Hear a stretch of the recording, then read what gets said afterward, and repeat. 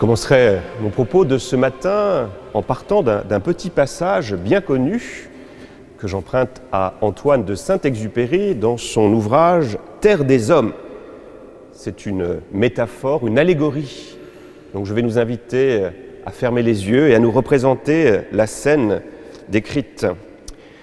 Quand les canards sauvages passent au cours de la période des migrations, ils provoquent de curieux cataclysmes sur les territoires qu'ils traversent. Les canards domestiques, eux, comme aimantés par le grand vol triangulaire, tentent un envol maladroit. L'appel sauvage éveille en eux des réminiscences migratoires, et leurs petites têtes dures, toutes pleines d'humbles images de mares, de vers de terre et de poulaillers, sont tout à coup submergées par les étendues continentales, la saveur des vents du large et la géographie des océans. Le canard domestique ignorait que son cerveau était vaste au point de contenir tant de merveilles. Et soudain, il bat des ailes, il oublie le grain, il dédaigne les vers et il veut devenir canard sauvage. J'aime beaucoup ce texte qu'on retrouvait autrefois dans le Grévis, parce que pour moi, il me met sur le chemin de la compréhension de cette sainteté que nous célébrons aujourd'hui. La Toussaint nous rappelle que nous sommes faits, en effet, comme ces canards sauvages, pour le grand air, pour le paradis, pour cette Jérusalem céleste encore plus belle que l'Éden des origines. Nous sommes faits pour le vent de l'Esprit Saint, qui souffle beaucoup plus fort que le vent de Cancale. Nous sommes faits pour une pluie de grâce qui mouille beaucoup plus que le petit crachin breton. Allez, regardez dans votre cœur, sentez cet appel du large, cet appel à la sainteté. Voilà ce que nous redit cette grande solennité que nous célébrons aujourd'hui. Rappelons-nous cette belle phrase de Jésus, « Je suis venu pour que le monde, pour que les hommes aient la vie et qu'il l'ait en plénitude ». La sainteté, c'est vraiment cette invitation à vivre de cette vie du Seigneur, cette vie pleine de force, pleine de joie, pleine d'allégresse, qui vient rendre tout possible. Pour comprendre peut-être un peu mieux ce que cette vie signifie, je partirai d'une petite distinction que l'on peut faire à partir du mot de vie en grec. Je vais vous tester, vous savez comment on dit vie en grec? Il y a deux termes pour parler de la vie. Le premier terme, c'est celui qu'on retrouve par exemple dans le mot de biologie, c'est la bios. Cette vie, c'est la vie donc biologique qui intéresse la médecine et que notre confinement s'efforce de préserver, certainement peut-être à raison. Mais la vie ne se réduit pas simplement à cette vie biologique. Et on s'en est rendu compte finalement dans le premier confinement avec tous nos frères et sœurs qui étaient dans des EHPAD. On a voulu, pour préserver cette vie biologique, les couper de toute relation. Et on s'est bien rendu compte alors que la vie ne se réduit pas simplement à cette vie biologique. Et donc, pour désigner cet autre aspect de la vie, animé de ce souffle du grand large, cette vie de la sainteté, il y a une autre notion en grec, c'est la zoé. La bios, biologie, la zoé. Et la zoé, c'est cette vie pour moi, cette vie en abondance, cette vie pleine de l'Esprit Saint, pleine de la psyché. Il y a de très belles analyses sur ce sujet chez deux auteurs, deux philosophes, que vous avez peut-être lus autrefois, Michel Henry d'un côté, qui est mort, et un auteur qui est encore bien vivant, qui s'appelle François Julien. Et il nous invite à redécouvrir cette force de la zoé, cette force de la vie qui est plus forte que la mort. Et moi, cette zoé, je la retrouve particulièrement chez les saintes et les saints. Regardez, j'ai Sainte Thérèse de l'Enfant Jésus et la Sainte Face qui me contemple juste là.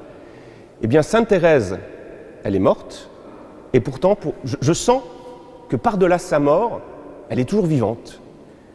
Quand j'étais dans mes précédentes paroisses, ou dans d'autres couvents, nous avions fait venir des reliques de la petite Thérèse, notamment à Tours, à l'oratoire de la Sainte Face, et j'ai vu à quel point les petites gens étaient bouleversés par le message de la petite Thérèse et comment Thérèse les rejoignait. Vous voyez, quelqu'un qui est mort, mais qui est plus vivant que certains vivants, certaines personnes bien portantes. On voit ça, hein. Parfois il y a des personnes âgées, des personnes malades, qui sont animées d'un feu beaucoup plus alerte que cette vie que je retrouve chez des personnes qui sont en bonne santé. Vous voyez, cette force de la Zoé, cette force de la vie, cette force de la sainteté. Et c'est cette sainteté-là, cette force de la vie, dont nous sommes invités aujourd'hui à toujours plus rayonner. Je suis en train de lire un petit livre, qui n'est pas si petit que ça d'ailleurs, du frère Timothy Radcliffe. Je ne sais pas si vous connaissez le frère Timothy Radcliffe, il était connu autrefois. C'est l'ancien supérieur général de l'ordre des Dominicains. Et son livre, ça s'appelle « Choisis la vie ». Et dans cet ouvrage, il reprend une thématique que l'on retrouve souvent dans ses textes, c'est de nous rappeler que la vie de foi, c'est une véritable aventure. Viser la sainteté, eh bien, c'est quelque chose qui peut venir donner une flamme, donner une ampleur à notre existence humaine. Rappelez-vous, au début, les premiers martyrs étaient tellement pleins de cette Zoé qu'ils étaient prêts à mourir pour le bon Dieu, parce qu'ils étaient certains que par-delà la mort, eh bien, qu'est-ce qu'il y avait devant eux? Il y avait le paradis. Donc c'est une vie en plénitude, cette vie des martyrs. Et puis quand le temps des martyrs a cessé, eh bien, cette force de la foi, cette aventure de la foi a conduit des hommes et des femmes au désert, pour une vie ascétique, une vie difficile, mais pour le bon Dieu, ces hommes et ces femmes étaient prêts à tout abandonner, parce qu'ils y voyaient là une invitation à s'oublier complètement, à se donner. On pourrait prendre comme ça chaque période de notre histoire, voir comment les saints et les saintes ont vécu leur vie de foi comme une belle aventure. Plus récemment, si les jeunes ont lu les ouvrages de Tolkien ou de C.S. Lewis, quand Tolkien et C.S. Lewis nous parlent de l'aventure de la sainteté, comment ils la décrivent? Eh bien, sous la forme d'une épopée extraordinaire, qui touche les cœurs. Les plus jeunes sont vraiment touchés par cette histoire, par les aventures de Bilbo, de Frodon. Eh bien, c'est ça la sainteté, une belle aventure. Et je crains que parfois, on oublie ce message. C'est ce que disait aussi en son temps Emmanuel Mounier. Un autre petit passage. Voilà ce qu'écrit Emmanuel Mounier. L'homme a perdu le sens de l'être. Il ne se meut plus que parmi des choses et des choses utilisables, destituées de leur mystère. Le chrétien est désormais sans inquiétude. Le croyant fait basculer l'univers des vertus de sa folle course vers l'infini autour d'un petit système de tranquillité psychologique et sociale, bonheur, santé, bon sens, équilibre, douceur de vivre et confort. Voyez ce que dit Emmanuel Mounier, même chez nous peut-être, nous avons perdu ce feu de l'aventure chrétienne. Est-ce que le message de l'Évangile, ça fait rêver? Tugdual, est-ce que ça te fait rêver? J'en suis sûr que, enfin j'espère. Mais ce que nous dit Timothy Radcliffe en disant si on fait de la religion une simple moralité, voilà, si on cale la foi chrétienne sur ce que dit notre société, eh bien ça va être ton sur ton et ça n'aura pas de relief et on ne sera pas entendu. Donc nous sommes invités à redécouvrir que la foi, c'est une aventure. C'est une belle aventure et pour cette foi, pour le bon Dieu, eh bien ça vaut le coup de donner sa vie. Je crois que notre société, plus que jamais, manque d'idéal. Il y a eu ces terribles actes terroristes qui ont frappé le pays et qui frapperont encore notre pays. Alors souvent, que disent nos médias, que disent nos politiques? C'est à cause de cet islamisme radical. Alors c'est vrai, mais pour moi, ce n'est pas la seule explication. Hein. Si des hommes ainsi sont prêts à faire des choses abominables, c'est parce que peut-être que dans notre société, ils ne trouvent plus ces valeurs qui pourraient venir donner un sens à leur existence.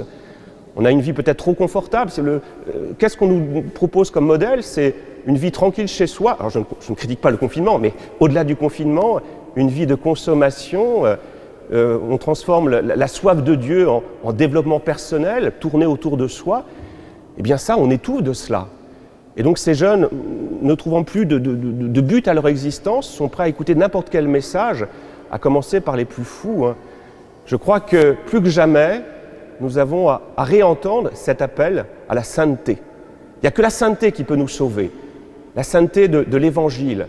La sainteté qui consiste à s'oublier soi-même pour se mettre au service les uns des autres. Et pour conclure, je partirai sur l'expérience qu'a fait la petite Thérèse. Sainte Thérèse de l'Enfant Jésus de la Sainte Face, elle, dès le départ, comme quand elle était pas plus grande que ce petit bébé qui pleure, elle voulait être une sainte. Mais pas n'importe quelle sainte, hein, la plus grande. Alors, elle s'est dit, quel chemin s'ouvre devant moi pour devenir sainte? À votre avis, quel premier chemin? Ça a été le martyre. Elle avait peut-être en souvenir la grande Thérèse, qui à 8 ans, Teresita Cepeda Yahumada, Sainte Thérèse d'Avila, donc 7-8 ans, se dit, elle apprend que Rhodes a été pris par les Turcs. Alors elle va voir ses petits camarades, ses cousins, elle dit, allez, on part à pied d'Avila pour rejoindre la mer d'Égée, et là on va mourir en martyr, pour le bon Dieu, pour sauver Rhodes. Alors bien sûr, ses parents, les voyant partir, vont les ramener à la maison, mais vous voyez cette folie de la jeunesse que je trouve très belle. Et donc Thérèse, la petite Thérèse cette fois-ci, elle se dit, voilà, je veux tout, mais le martyr, dans l'époque qu'elle vivait, ce n'était plus possible. Alors elle a cherché la petite Thérèse, et elle s'est dit, comment définir qui est Dieu? Comment vous définiriez Dieu pour vous? Qui est Dieu? Et elle se dit, elle lit l'évangile de Saint Jean, et dans Saint Jean, on dit que Dieu est amour. Alors elle se dit, peut-être que le chemin de sainteté, le chemin de l'aventure que je veux faire mien, ça va être le chemin de l'amour. Je vais aimer, et en aimant, je vais complètement configurer ma vie au Christ. Et ce que découvre Sainte Thérèse de l'Enfant Jésus, c'est que cet amour, ce n'est pas un amour abstrait, c'est commencer par aimer ses sœurs en communauté. Et elle va vivre toute sa vie au Carmel comme une véritable aventure. Apprendre à aimer ses sœurs, en particulier ses sœurs qui ne sont pas aimables, qui sont grincheuses. Et le regard qu'elle va porter sur la vie commune va singulièrement changer de nature. Ça devient une vie d'aventure. On va vivre ce temps de confinement. Eh bien, si nous nous mettions à l'école de la petite Thérèse de l'Enfant Jésus de la Sainte Face, et de voir que l'appel à la sainteté, c'est essayer de vivre ce temps de confinement, surtout si vous êtes nombreux chez vous, dans cette charité, apprendre à se supporter, apprendre à moins râler. Et puis au niveau de notre communauté, dans son ensemble, vraiment essayer de vivre de cette charité en ayant le souci les uns des autres. Vous ne trouvez pas que c'est une belle aventure? Moi, ça me plaît comme manière de vivre le confinement. C'est comme ce chemin de l'aventure de la charité, comme ce chemin où nous allons vraiment avoir le souci de nous porter les uns les autres. Je crois que c'est une belle aventure. Ça va être difficile. Ça va être difficile parce que moi, j'ai souvent remarqué dans la vie commune, quand j'étais au couvent, que tous mes frères faisaient souvent en sorte que je n'arrive pas à les aimer. Parce qu'ils n'étaient pas aimables, parce qu'ils m'agaçaient. C'était de leur faute, bien sûr. Voilà, alors sachez que votre conjoint, votre épouse, votre époux, vos enfants, votre frère, votre sœur, va tout faire pour que vous flanchiez. Peut-être vos voisins, peut-être même les annonces gouvernementales. Eh bien résistez, lancez-vous dans cette aventure de la charité, parce que c'est ça qui est le plus important. Moi, j'ai été bouleversé par cette remarque faite par cette Brésilienne qui a été assassinée, qui a été massacrée. Vous avez tous entendu cette dernière phrase, « Dites à mes enfants que je les aime ». Vous voyez, c'est un message d'une profondeur extraordinaire. C'est ça, « Dites à mes enfants que je les aime ». C'est d'une grande banalité, et pourtant c'est un appel qui nous vient du large, qui nous vient du paradis. Alors nous pouvons nous envoler en vivant cette charité, en vivant cette aventure de la sainteté. Amen.